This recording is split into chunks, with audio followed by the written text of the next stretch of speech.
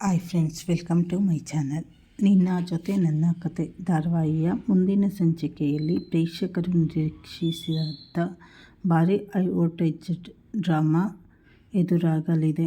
ಸಂಚಿಕೆ ಆರಂಭದಲ್ಲಿ ಭೂಮಿ ತುಂಬ ಖುಷಿಯಿಂದ ಅಜಿತ್ ಬಳಿ ಬಂದು, ನೀವು ನನ್ನನ್ನು ಇಷ್ಟೊಂದು ಪ್ರೀತಿಸುತ್ತಿದ್ದರೂ ಇಷ್ಟು ದಿನ ಯಾಕೆ ಸತ್ಯ ಮುಚ್ಚಿಟ್ಟಿರಿ ಅಜಿತ್ ಸಾಹೇಬ್ರೆ? ಒಂದೇ ಒಂದು ಸಲ ಹೇಳಿದ್ದಿದ್ದರೆ ನಾವಿಬ್ಬರು ಎಷ್ಟು ಖುಷಿಯಾಗಿರಬಹುದಿತ್ತು.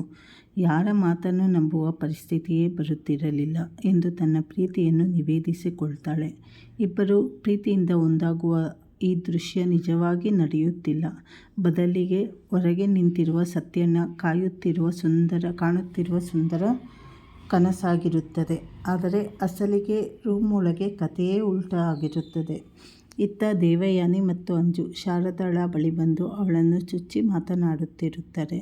ಶಾರದಾ, ಇಷ್ಟು ದಿನ ಭೂಮಿ ನಿನ್ನನ್ನು ಚೆನ್ನಾಗಿ ನೋಡಿಕೊಂಡಳು. ಆದರೆ ಇನ್ಮುಂದೆ ಅವಳು ಮನೆ ಬಿಟ್ಟು ಹೋಗುತ್ತಿದ್ದಾಳೆ.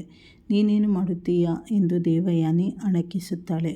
ಅಷ್ಟೇ ಅಲ್ಲದೆ ಭೂಮಿ ನಿಮ್ಮ ಸ್ವಂತ ಮಗಳು, ಅಂದರೆ ನಿಮ್ಮಿಬ್ಬರ ಅಸಲಿ ಮಗಳು ಮನಸ್ವಿನಿ ಎಂಬ ಸತ್ಯ ಎದುರೇ ಇದ್ದರೂ ನಿನಗೆ ಮತ್ತು ಶ್ರಾವಣಿಗೆ ತಿಳಿಯಲೇ ಇಲ್ಲ.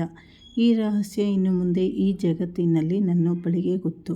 ಇನ್ಯಾರಿಗೂ ತಿಳಿಯಲು ನಾನು ಬಿಡುವುದಿಲ್ಲ ಎಂದು ದೇವಯಾನಿ ತನ್ನ ಕ್ರೂರ ಮುಖವಾಡವನ್ನು ಶಾರದಾಳ ಮುಂದೆ ಪ್ರದರ್ಶಿಸುತ್ತಾಳೆ. ತಕ್ಷಣ ಅಂಜು ಎಚ್ಚರಿಸಿ, ಯಾರಾದರೂ ಕೇಳಿಸಿಕೊಂಡರೆ ಕಷ್ಟ ಎಂದು ದೇವಯಾನಿಯನ್ನು ಅಲ್ಲಿಂದ ಕರೆದುಕೊಂಡು ಹೋಗ್ತಾಳೆ. ಮತ್ತೊಂದೆಡೆ ರೂಮ್ನಲ್ಲಿ ಅಜಿತ್ ಭೂಮಿಯ ಮೇಲೆ ತೀವ್ರವಾಗಿ ಕೋಪಿಸಿಕೊಳ್ಳುತ್ತಾನೆ. ಭೂಮಿ, ನೀನು ವಾಪಸ್ ಬಂದ ತಕ್ಷಣ ನಾನು ಎಲ್ಲವನ್ನೂ ಮರೆತು ನಿನ್ನನ್ನು ಕ್ಷಮಿಸುತ್ತೇನೆ ಅಂದುಕೊಂಡಿದ್ದೀಯಾ? ನಮ್ಮಮ್ಮ ಪರಿಸ್ಥಿತಿಗೆ ನೀನೇ ಕಾರಣ. ಅವರು ಮನೆಗೆ ವಾಪಸ್ ಬರುತ್ತಿರುವುದಷ್ಟೇ ದೊಡ್ಡ ವಿಷಯ. ಹೀಗಿರುವಾಗ ನಿನ್ನನ್ನು ಒಪ್ಪಿಕೊಳ್ಳಲು ಸಾಧ್ಯವೇ ಇಲ್ಲ ಎಂದು ಕಠೋರವಾಗಿ ಹೇಳ್ತಾನೆ.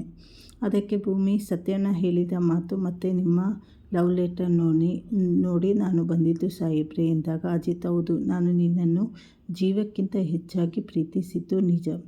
ಒಪ್ಪಂದ ಮುಗಿದ ಮೇಲೆ ಹೊಸ ಜೀವನ ಶುರು ಮಾಡಬೇಕು ಅಂದುಕೊಂಡಿದ್ದೆ. ಆದರೆ ಸಂಗೀತಮ್ಮನಿಗೆ ಈ ಸ್ಥಿತಿ ಬಂದ ಮೇಲೆ ನಾನು ಪ್ರೀತಿಯನ್ನು ನಾನೇ ಕೊಂದುಕೊಂಡಿದ್ದೇನೆ. ಇನ್ನು ಮುಂದೆ ನನ್ನ ಜೀವನದಲ್ಲಿ ಯಾರ ಸಹವಾಸವೂ ಬೇಡ ಎಂದು ಕೂಗಾಡುತ್ತಾನೆ. ಈ ಕಡೆ ಭೂಮಿ ತಾನು ಅಶ್ವಿನಿ ಬಗ್ಗೆ ಸತ್ಯ ಹೇಳಲು ಹೋದರೂ ಅಜಿತ್ ಕೇಳದೆ, ಒಪ್ಪಂದ ಮುಗಿದಿದೆ. ಕೊಟ್ಟ ಮಾತಿನಂತೆ ನೀನು ಮೊದಲು ಈ ಮನೆಯಿಂದ ತೊಲಗು. ದಯವಿಟ್ಟು ನನ್ನನ್ನು ಕ್ಷಮಿಸಿಬಿಡು. ಆದರೆ ಇಲ್ಲಿಂದ ಹೋಗು ಎಂದು ಕೈ ಮುಗಿಯುತ್ತಾನೆ. ಭೂಮಿ ಕಣ್ಣೀರು ಹಾಕುತ್ತಾ ರೂಮಿನಿಂದ ಹೊರಬಂದಾಗ ಎದುರಾಗುವ ದೇವಯಾನಿ ಮತ್ತು ಅಂಜು, ಅಯ್ಯೋ ಭೂಮಿ, ಅಜಿತ್ ಅಷ್ಟೆಲ್ಲ ಮಾತನಾಡ್ತಾನೆ ಅಂದುಕೊಂಡಿರಲಿಲ್ಲ. ಇನ್ನು ಮುಂದೆ ಆದರೂ ನೀನು ಹೊರಗೆ ಹೋಗಿ ಖುಷಿಯಾಗಿರು ಎಂದು ನಾಟಕ ಆಡುತ್ತಾರೆ. ಭೂಮಿ ನಾನು ಖುಷಿಯಾಗಿಯೇ ಇರುತ್ತೇನೆ ಎಂದು ಅಲ್ಲಿಂದ ಹೊರಟು ಹೋಗ್ತಾಳೆ. ನಂತರ ದೇವಯಾನಿ ಅಜಿತ್ ಬಳಿ ಬಂದು ಸಾಂತ್ವನ ಹೇಳುವಂತೆ ನಟಿಸಿ, ಅತ್ತೆ ಫೋನ್ ಮಾಡಿದ್ದರು, ನಾಳೆ ಮನೆಗೆ ಬರುತ್ತಿದ್ದಾರೆ, ಎಲ್ಲ ಸರಿ ಹೋಗುತ್ತದೆ ಅಜಿತ್ ಎಂದು ಸಮಾಧಾನ ಮಾಡ್ತಾಳೆ. ಹೊರಗೆ ಬಂದ ಭೂಮಿ ಸತ್ಯಣ್ಣನನ್ನು ಕಂಡು ಅಳುತ್ತಾ ನಿಲ್ತಾಳೆ. ಸತ್ಯಣ್ಣ, ನಾನು ಹೇಳಿದಂತೆ ಅಜಿತ್ ನಿನ್ನನ್ನು ಕ್ಷಮಿಸಿದ್ದಾನಲ್ಲವೇ ಎಂದು ಖುಷಿಯಿಂದ ಕೇಳಿದಾಗ ಭೂಮಿ, ಇಲ್ಲ ಸತ್ಯಣ್ಣ, ನಾವಂದುಕೊಂಡಿದ್ದು ಬರೀ ಕನಸು, ಅದು ಎಂದಿಗೂ ನಡೆಯಲ್ಲ ಎಂದು ಅಜಿತ್ ಆಡಿದ ಕಠೋರ ಮಾತುಗಳನ್ನು ಹೇಳುತ್ತಾಳೆ. ಸತ್ಯಣ್ಣ ಶಾಕ್ ಆಗಿ ಯೋಚಿಸುತ್ತಿರುವಾಗಲೇ ಅಲ್ಲಿಗೆ ಅಜಿತ್ ಬರುತ್ತಾನೆ. ಸತ್ಯಣ್ಣ ಕೋಪದಿಂದ, ಯಾಕೆ ಅಜಿತ್ ಈ ರೀತಿ ಮಾಡುತ್ತಿದ್ದೀಯಾ? ನೀವಿಬ್ಬರು ಒಂದಾಗಲಿ ಎಂದು ನಾನು ಸತ್ಯ ಹೇಳಿದರೆ ಹೀಗೆ ಮಾಡುತ್ತಿದ್ದೀಯಲ್ಲ ಎಂದು ಪ್ರಶ್ನಿಸುತ್ತಾನೆ.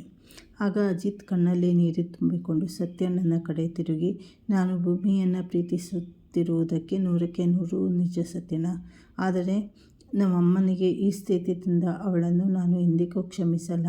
ನನ್ನ ಪ್ರೀತಿ ಇನ್ನೂ ವಾಪಸ್ ಬರಲ್ಲ ಎಂದು ಖಡಾಖಂಡಿತವಾಗಿ ಹೇಳುವ ಭೀಕರ ತಿರುವಿನೊಂದಿಗೆ ಮುಂದಿನ ಸಂಚಿಕೆ ಮುಕ್ತಾಯವಾಗುತ್ತದೆ.